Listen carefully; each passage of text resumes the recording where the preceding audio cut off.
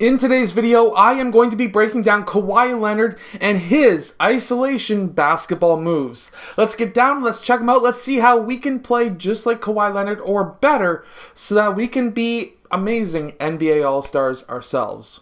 Okay, so this first one we're going to put into slow motion, and this is actually a very good move. You wait until your defender gets down onto his heels, and you can jack up a three. So basically what Kawhi Leonard is doing here is he takes one dribble back through the legs, and then what's he do? He gets somewhat low. He gets his shoulders over his knees, over his toes, and that will allow him to look to the defender that he's about to attack the rim. We can see that Luka Doncic here is actually up onto his toes, and he is defending Kawhi Leonard quite well. Now, Kawhi Leonard looks like he would probably attack that right side or our right, mainly because of Luka Doncic's left foot up a bit higher. And then because of that, he does cross over towards his right side, and then he looks like he's about to cross over, but he then does that hesitation, which then allows him to push off the right foot and then goes into a double-footed step back. Now, why does he do that here? Well, as soon as he crosses over, he notices that Luka Doncic we can see that his face is looking down. His right heel, Luka Doncic's right heel, is down on the ground, which means that he is now defeated, essentially, from those crossovers. This is something that you can do as a player, and when that happens, you can take a quick hesitation step back, and that'll basically stop anyone from essentially blocking your shot. Something else that Kawhi Leonard does is he'll walk slowly up court, cross over quickly, get low, which then allows him to get past the defenders. So you can do this as well. As soon as he takes that last dribble, we can see that he has that negative step, and then he hops into that crossover, getting his shoulders lower than his defenders. He then keeps his back as straight as possible, really flexing his core. That's what you would be doing in this case. And then you would then get your shoulders down over top of your knees and toes, which would then allow you to explode past your defender and, of course, potentially rise up for a dunk. Now, how he rises up for a dunk here is it's a two-footed jump.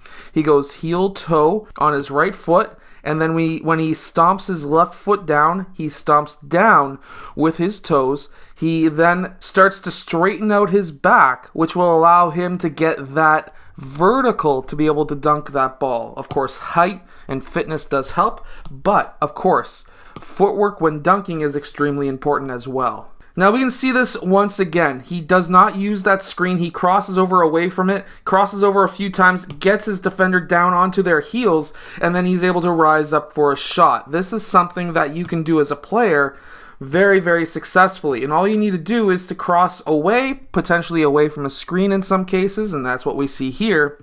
Cross over a few times through your legs. Make sure to really get those shoulders moving back and forth. That really does sell it to the defender. And then when that defender does go down onto their heels, you are then able to take a quick crossover fake or hesitation step back for the three-point shot. Now here he is driving from the baseline, but we really want to see how he's able to get past a really good defender, and how he's able to do that is he does a quick ball jab, not necessarily a full-out jab step, but he does use that as a push-off point. We can see that he's on his toes there. He then pushes off, attacks the basket as soon as he has just a little bit of leverage right there. He feels that on his shoulder. He feels that defender's giving up. That defender's body is essentially allowing him to attack that rim, in which case then he puts his left foot out to push himself into the defender so that he can get in front of that defender, and we can see that with his foot now. His right foot is now in between Rudy Gay's feet. That allows him to get position on Rudy Gay, and then he's able to posterize Pirtle. Now this next move, he crosses over a few times, gets that defender onto his heels, which allows him to attack the middle of the basket, but here he actually pulls up for a jump shot. Why does he do that? Well, let's see. When he's attacking that rim, that defender was able to stay with him up until that point in the key.